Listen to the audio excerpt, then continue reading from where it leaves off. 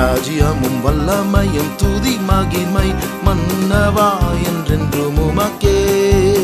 இந்த பூமியின் எல்லை எங்கும் ராஜராஜனாய் எங்கள் மத்தியில் ஆளுகை செய்யும். சபை எழும்பிடவே தேசம் அசைந்திடவே வல்ல சேனையாய் எம்மை மாற்றிடும். பூர்வ காலங்கள் போல் இந்த காலம் மாறிட தேவா இப்போதே அபிஷேகியும். முற்றிலும் ஜெயம் கொள்ளவே நம் தேவனால் உண்டான பாத்திரங்கள் நாம்.